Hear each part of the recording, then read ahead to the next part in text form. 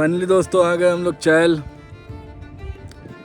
लेकिन नरेशन मैं चैल में ज़रूर कर रहा हूँ, लेकिन हिस्ट्री इस शिमला की इस चैल से नहीं शुरू करूँगा, क्योंकि शिमला की हिस्ट्री शिमला से ही शुरू होनी चाहिए। तो शुरू करते हैं हम लोग history of Shimla from Shimla. धन्यवाद, देखते रहिए आप लोग। और उसके आगे आएगा टॉय ट्रेन, उसके बाद आएगा जाखू टेम्पल, उसके बाद आएगा नालदेरा, उसके बाद आएगा मशोबरा, उसके बाद आएगा कुफरी, उसके बाद आएगा चैल, उसके बाद आएगा राष्ट्रपति भवन। और अभी तक बस इतनी जगह मैं गया हूँ, और आगे का नरेशन मैं बाद में करूँगा। धन्यवाद दोस्तों। तो 2-3 चीज़ दोस्तों मैं आप लोगों को बताना चाहता हूँ कि अगर आप शिमला घूमने आ रहे हो तो यहाँ पे लुटेरे कम नहीं मिलेंगे आपको। तो मैं बता दूँ कि 3,000 से 3,500 होता है एक दिन का टैक्सी का भाड़ा। अगर आपको लोग 5,000 6,000 बोल रहा है, जो कि स्टार्टिंग में बोलेगा ये, तो मत देना, सीधा बोलना नहीं देंगे, बस से चले जाएंगे। और अगर बिल्कुल नहीं मानता है तो स्कैंडल पॉइंट पे आपको बस मिल जाएगी दोस्तों, वहाँ से बस पकड़ना। कुफरी, चैल, राष्ट्रपति भवन और एडवांस स्टडी और भी बहुत सारी जगह हैं, तो ये सब सस्ते में हो जाएगा। टॉय ट्रेन पकड़ना दोस्तों अगर आपको हिमाचल घूमना हो तो, शिमला से लेकर कालका के बीच में, क्योंकि काफ़ी सस्ता में आपको ट्रैवल हो जाएगा।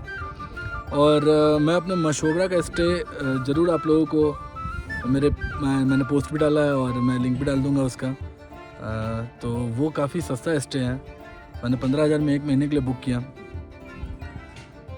बचना लोगों से यहाँ पर, बचना, क्योंकि टूरिस्ट प्लेस के नाम पर काटते बहुत हैं और बड़ा ख़तरनाक जगह है यार। कैब वालों का फिक्स होता है, वो आपको ले जाएंगे रिवर राफ्टिंग के लिए और सब जगह आपको बोल के ले जाएंगे bungee jumping, river rafting, horse riding, और बोलेंगे काफ़ी सेफ़ है। सेफ़ ऐसा कुछ है नहीं, हम लोग गिर चुके हो घोड़े से। आप मेरा शॉर्ट्स दे सकते हो नालदेरा में, तो घोड़े से तो बिल्कुल ही मत राइड करना, कोशिश करना जितना हो सके पैदल कोशिश करो, अपना जर्नी पैदल रखना या फिर कैब से रखना। और कैब वाले के बातों में मत आ जाना, क्योंकि साले लोग का फिक्स होता है, ये लोग हर जगह से कमीशन फिक्स रखते हैं अपना। तो समझदारी से दोस्तों जो भी करना, बस यही सब जानकारी देना था। धन्यवाद। बाकी आप लोग हिस्ट्री देखो, इंडिया के बारे में जानो, शिमला के बारे में जानो, बहुत ही खूबसूरत जगह है। पूरा का पूरा देवदार पेड़ से घिरा हुआ ये शहर इतना बेहतरीन लगता है जब शाम के वक्त होता है, 4 बजे से लेकर 5 बजे के बीच में, 5 से लेकर 6 बजे के बीच में, जब ऊपर नीला आकाश, उसके नीचे हल्का ऑरेंज, उसके नीचे रेड, उसके नीचे डीप रेड एंड उसके नीचे ब्लैक। मैं सारे शूटिंग किया हूँ शाम के वक्त का, मोस्टली मैं दिन के वक्त को चुनता था, लेकिन इस बार मैंने शाम का वक्त चुना है, क्योंकि बेहतरीन नज़ारा होता है। शिमला काफ़ी खूबसूरत है, मैंने कई हिल स्टेशन घूमे हैं, लेकिन उनमें से काफ़ी सबसे ज़्यादा मुझे खूबसूरत जो लगता है वो शिमला ही है।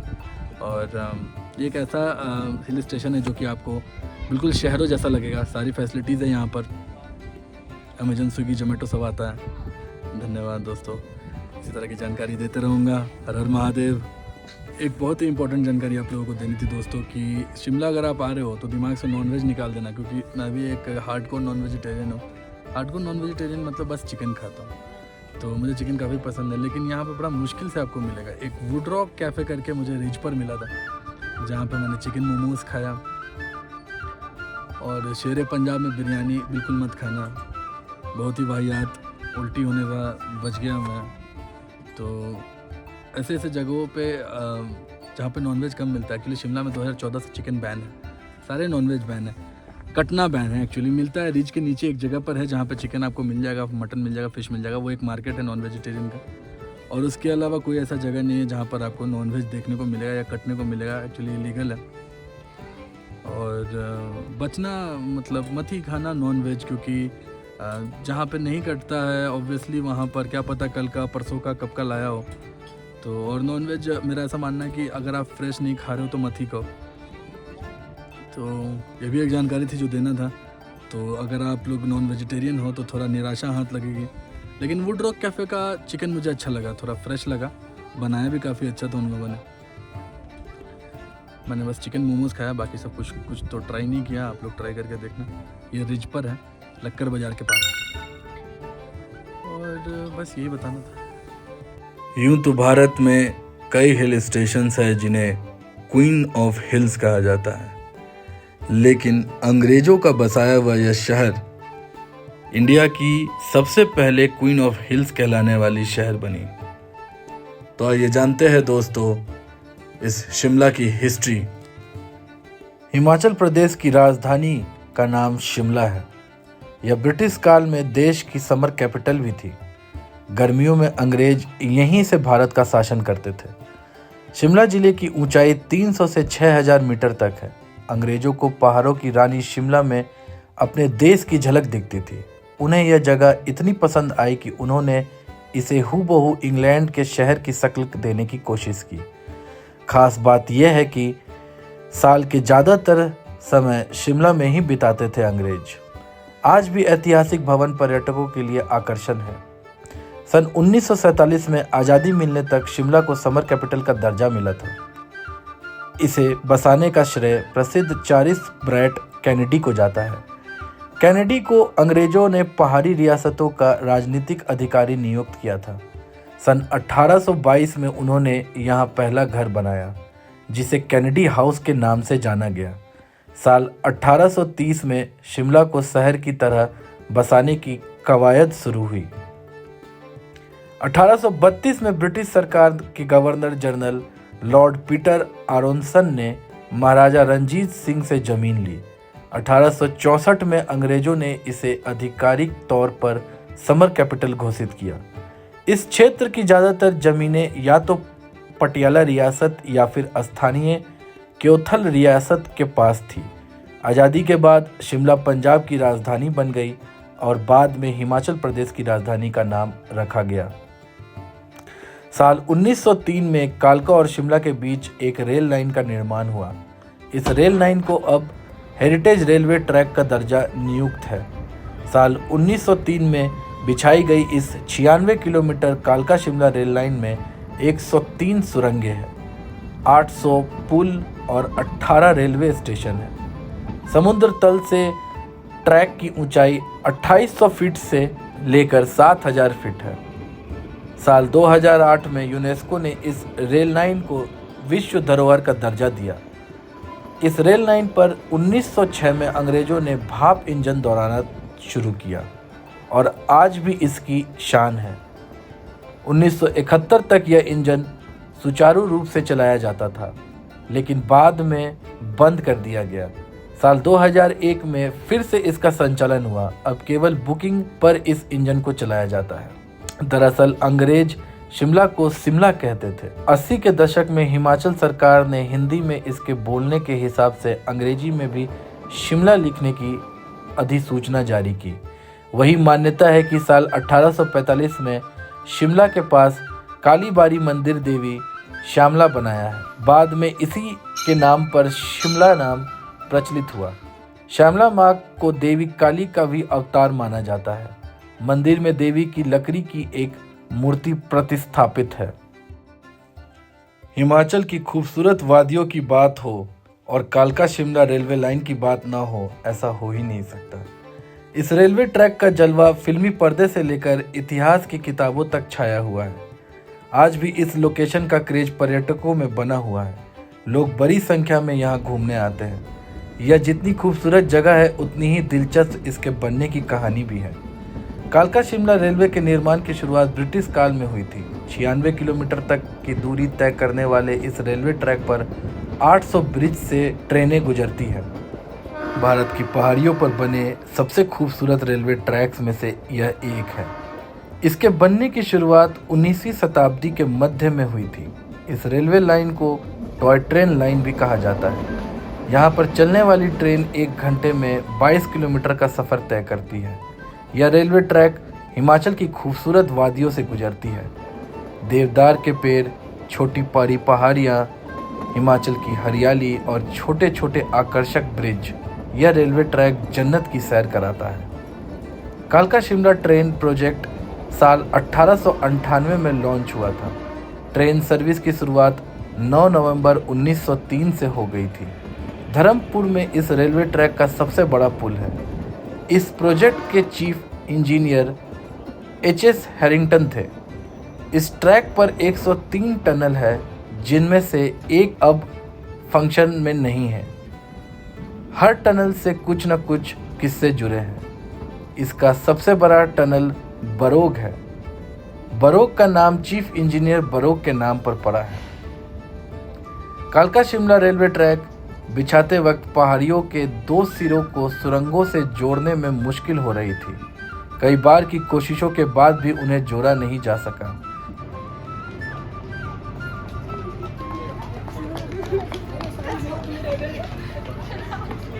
तो दोस्तों, आप लोगों ने मूवी देखी होगी जब वी मेट, और जो वहाँ से नीचे उतरते हैं शाहिद कपूर और करीना कपूर, ये वही समर हिल है। बरोग 2 छोरों को जोड़ने में फेल हो गए, जिसके बाद ब्रिटिश हुकूमत ने उन पर ₹1 का फाइन लगा दिया। फाइन लगाने से आहत होकर बरोग ने खुदकुशी कर ली। जहां उन्होंने खुदकुशी की थी, उस सुरंग को टनल 33 के नाम से जाना जाता है। यह टनल करीब 1143 मीटर लंबी है। यह एक लंबे अरसे तक भारतीय रेलवे की दूसरी सबसे बड़ी सुरंग बनी रही। यह एक सीधी सुरंग है जो पत्थरों को चीरकर बनाई गई है।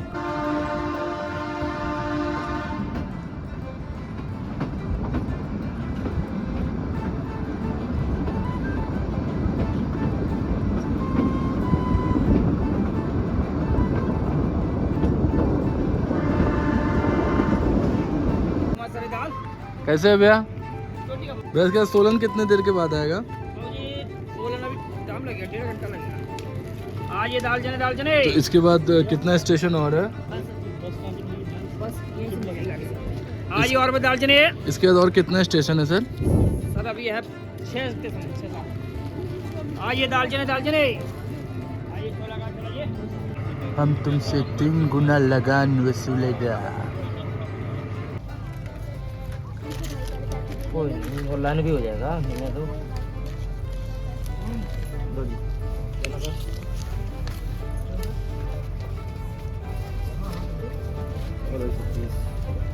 और बोले ये दाल चने का, ये दाल चना बोले ये। हाँ जी ऑनलाइन हो गया। डिजिटल इंडिया दोस्तों, ऑनलाइन हो रहा पेमेंट।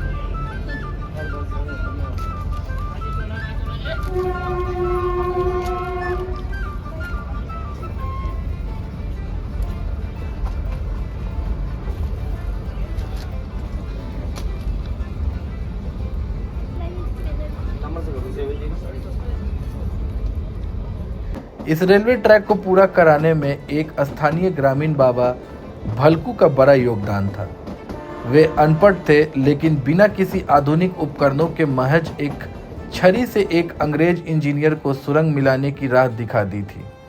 अंग्रेजों ने उन्हें पुरस्कार भी दिए थे। बाबा भलू के नाम पर एक संग्रहालय भी बनाया गया है। कालका शिमला रेलवे लाइन को United Nation educational, scientific and cultural organisation UNESCO ने साल 2008 में वर्ल्ड हेरिटेज साइट की सूची में शामिल किया था। हेरिटेज म्यूजियम पूरे क्षेत्र के इतिहास की झलक दिखाता है। यह इलाका एक पॉपुलर टूरिस्ट डेस्टिनेशन भी है।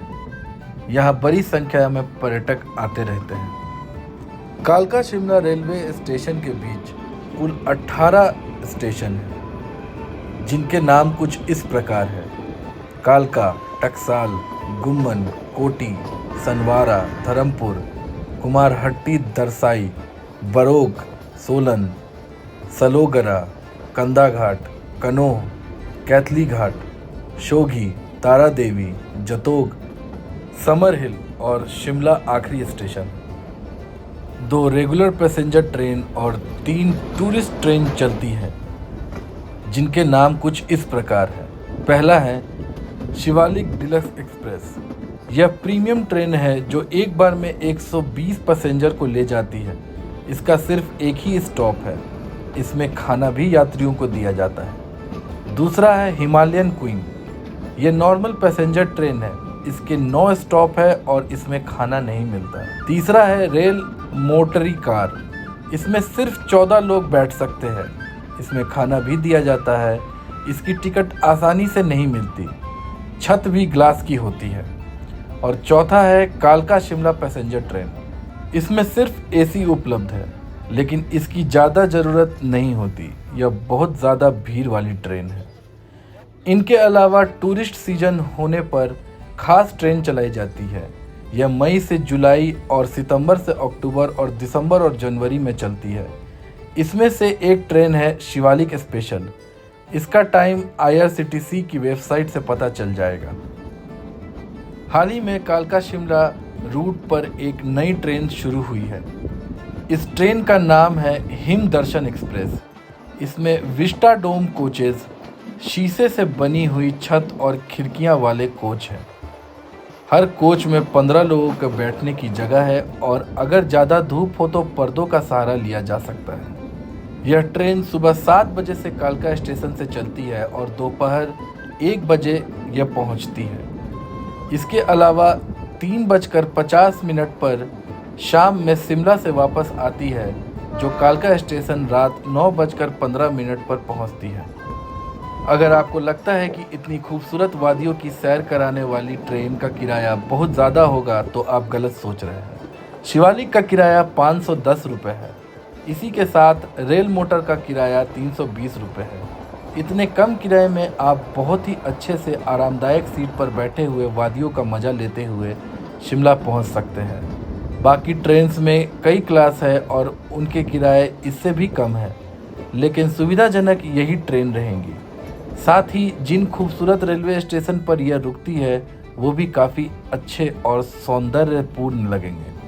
चंडीगढ़ से कालका बहुत पास है, इसलिए आपको ज़्यादा समय नहीं लगेगा स्टेशन पहुंचने में। टॉय ट्रेन में सबसे अधिक कालका शिमला ट्रेन बॉलीवुड के लिए आकर्षण का केंद्र रही। लगभग 1974 में सुपरहिट फिल्म दोस्त का गाना गाड़ी बुला रही इसी मार्ग पर फिल्माया गया था। बॉलीवुड की बेहतरीन फिल्म आराधना के मशहूर गाने मेरे सपनों की रानी कब आएगी की शूटिंग भी इसी रूट पर हुई थी। इसके अलावा शम्मी कपूर की फिल्म बॉयफ्रेंड का गाना मुझको अपना बना लो कालका शिमला रेल मार्ग पर ही शूट हुआ था। इसके अलावा जब वी मेट, सनम रे और रमैया वस्तावैया जैसी फिल्मों की शूटिंग भी यहाँ हो चुकी है।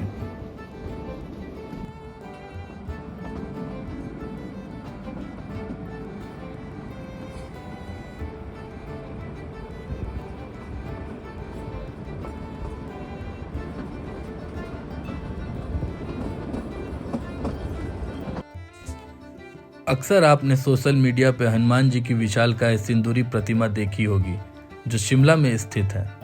108 फुट ऊंची इस प्रतिमा को शिमला के किसी भी कोने से देखा जा सकता है। यह विशालकाय प्रतिमा स्थित है जाखू मंदिर में, जो समुद्र तल से 8040 फीट की ऊंचाई पर जाखू पहाड़ पर स्थित है। आइए जानते हैं इस दिव्य मंदिर की स्थापना के पीछे क्या कारण था और इसका संबंध हनुमान जी से किस प्रकार से है। ऐसा विश्वास किया जाता है कि संजीवनी बूटी के बारे में जानने के लिए हनुमान जी यहाँ पर उतर गए। उनके वेग से जाखू पर्वत, जो कि पहले काफ़ी ऊंचा था, आधा पृथ्वी के गर्भ में समा गया। संजीवनी बूटी के बारे में जानने के बाद हनुमान जी अपने उद्देश्य को पूरा करने के लिए हिमालय में द्रोण पर्वत की तरफ चले गए। जिस स्थल पर हनुमान जी उतरे थे वहाँ पर आज भी जाखू में उनके चरण चिन्हों को मंदिर में अलग से एक कुटिया बनाकर संगमरमर से निर्मित कर सुरक्षित रखा गया है। मान्यता है कि यक्ष ऋषि को वापसी में इसी स्थान पर लौटने का वचन देकर हनुमान जी मार्ग में कालनेमी के कुचक्र में ज़्यादा समय नष्ट होने के कारण छोटे मार्ग से होते हुए लंका लौट गए। उधर वे हनुमान जी के लौटने का व्याकुलता से इंतजार करते रहे। उसी समय हनुमान जी ने ऋषि को दर्शन दिए और लौटकर वापस न आने का कारण बताया। माना जाता है कि हनुमान जी के ओझल होने के तुरंत बाद जाखू पर्वत पर एक स्वयंभू मूर्ति के रूप में प्रकट हुए। इसे लेकर यक्ष ऋषि ने हनुमान जी का यह मंदिर बनवा दिया। हनुमान जी की यह स्वयंभू प्रतिमा आज भी मंदिर के आंगन में स्थापित है। बाद में मंदिर में जब श्रद्धालुओं की संख्या बढ़ती गई, तब यहाँ हनुमान जी की 108 फीट की विशालकाय प्रतिमा का निर्माण कराया गया। यह प्रतिमा इतनी विशाल है कि लगभग शिमला के प्रत्येक कोने से देखी जा सकती है। प्राइड ऑफ शिमला कही जाने वाली यह प्रतिमा विश्व की कुछ सबसे ऊंची प्रतिमाओं में से एक है।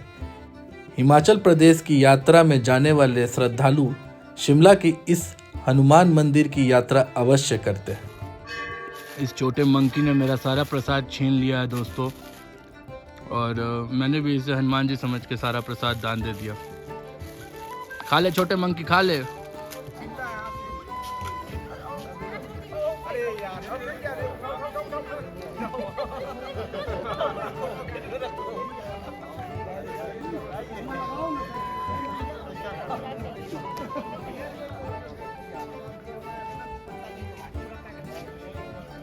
अकेले अकेले घूम रहा है। छोटू तुम्हारी मम्मी कहाँ है? छोटे